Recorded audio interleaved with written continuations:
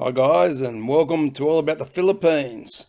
Now this video is going to be for those people who are thinking of moving to the Philippines to live, and it's given to you from my perspective as a foreigner living in Australia who may one day consider moving to the Philippines, the things I would think about, and really whether I am able to adapt to the Philippines. So this video we're going to be looking at, do you have the mindset to live in the Philippines? So I'll give you my thoughts on that shortly, so stay tuned.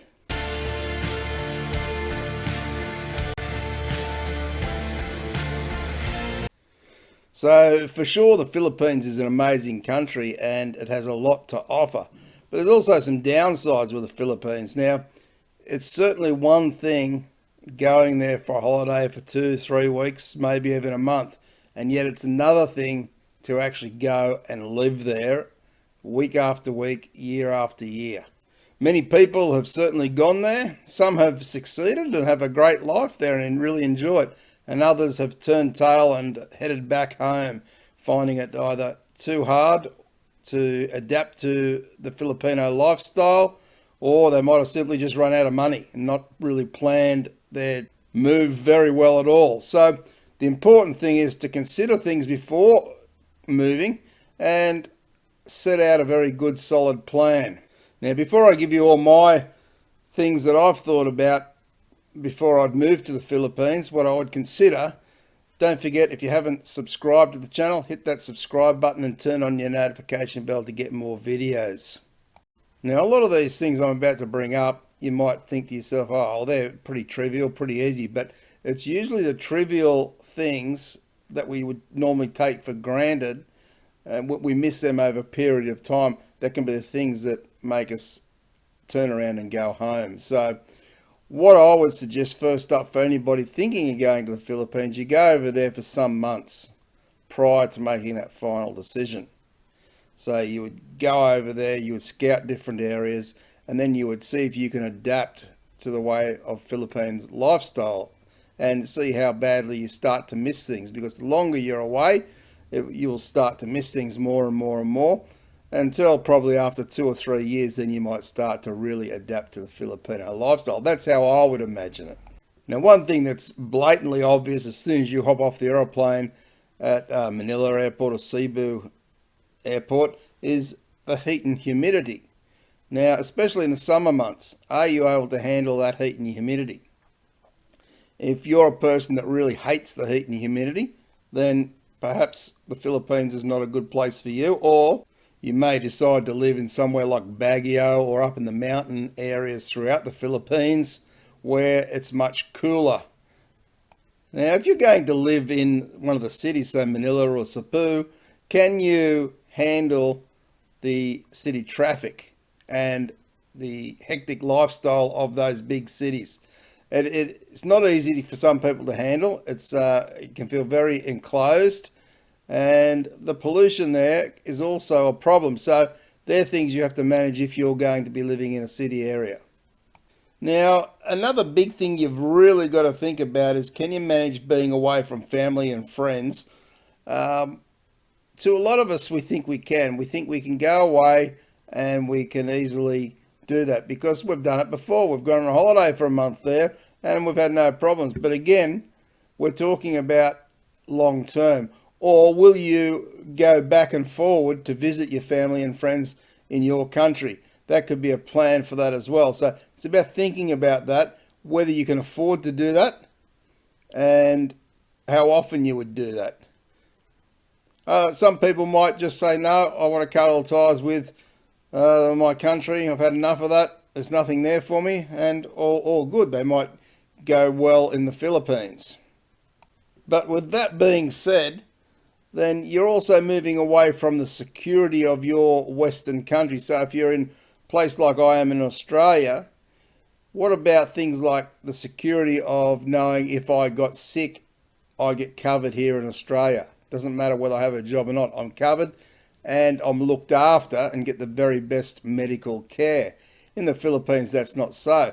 So you'd be looking at what you can do to get some sort of insurance when you're in the Philippines, and that's going to be a costly exercise. Also, things in my country, if you become unemployed, you've got assistance there from the government and certain social groups which can help you out. None of that in the Philippines if you fall on hard times. So really it's about considering those things as well. And as we get older, health is certainly a big factor to consider. The next thing you've got to consider is, what are you going to do with your time in the Philippines? Like, if you're retiring there, you're not going to work, what are you actually going to do to pass time? Are you going to just have a small business somewhere? What is it you're actually going to be doing? It can get quite boring if you've got nothing to do. If you've got plenty of money, perhaps you'll travel around, I don't know, but that will get tiring at some point.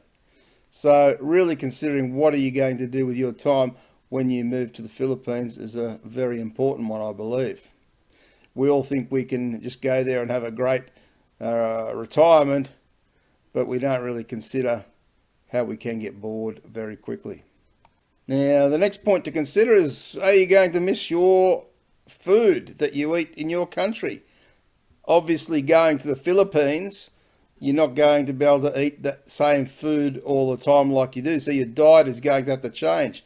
If you're a person that typically likes the Filipino food, then really probably haven't got much of a problem. But if you like to have your Western type of food regularly, then you might struggle a little bit in the Philippines. Sure, you can go out and you can find places in the Philippines, restaurants where they serve American meals or whatever, but they're not really the same as what you get in America. A lot of it's not the same as what you'd get in America or Australia or any other country. So that's something to consider as well. The next thing I would consider is, can I actually adapt to that Filipino lifestyle? And really that's more of a mindset than anything else. Changing the way everything is done around you, you have to change for the Philippines. They're not going to change for you. So you're going to have to get used to things like Filipino time. So having an appointment to go somewhere or going somewhere and it's taking a lot longer than you would expect. You might go to meet somebody at 6 o'clock and they don't turn up till 7 or 7:30. This is a regular occurrence in the Philippines. Going to places to get visas renewed can take some time, and many other things in the Philippines where time just doesn't seem to be an issue can frustrate the Western person very, very much, because things are not as organized in the Philippines as what you've been used to. So you have to be able to chill and just go with that. And finally, the last thing I've thought of for this video is about money. Do you have enough money to last you your lifetime in the Philippines? So you're planning to retire there. Who knows how long you've got left on this earth, but you've got to make whatever money you've got has to last. So really you need to take a good amount of money with you, or at least have easy access to a lot of money when you would need it. Now, as to how much you would need to work that out, depending on what lifestyle you are having, where you're going to live, whether you're going to buy a house so you didn't have to pay rent, or whether you're just going to keep paying rent, all those things would need to be factored in. But from my point of view, you would need more money than just your pension that you get from your country. I think that you're going to need another source of income, whether you've got something online going, whether you've got investments back in your country that you're still drawing money from. That's unless you've got a whole bucket load of money sitting in your bank account that would last you your lifetime. So for most of us, we don't have that. So it would be very, very important to think around how you're going to spend your money when you're there and what sort of budget you want to live on. Some people in the Philippines, they might own their house. They might live on $500-600 a month in the Philippines. And other people there, they may be renting and they want to live a better sort of Western lifestyle rather than the Filipino lifestyle. So they might be looking around $2,000 a month. So it really just depends on what you're looking for, but the plan has to be there, and create an escape plan if you need it. So what I mean by an escape plan is having money available in a separate account somewhere that you can easily access. So if you need to leave the Philippines, whether it be for health reasons or you've just had enough or whatever the case may be, then you can easily access that and you can be on the next plane out. So guys, that's my thoughts on this subject. So if you've got any other tips or ideas about things people should be thinking of before they commit to going to the Philippines, then pop them in the comments below. Remain respectful, of course, and don't forget to share the video around with anyone who might be interested in it and all your networks. Remember to subscribe to the channel if you haven't already and hit the notification bell to get more videos. Thanks very much for watching, guys. Take care and bye for now.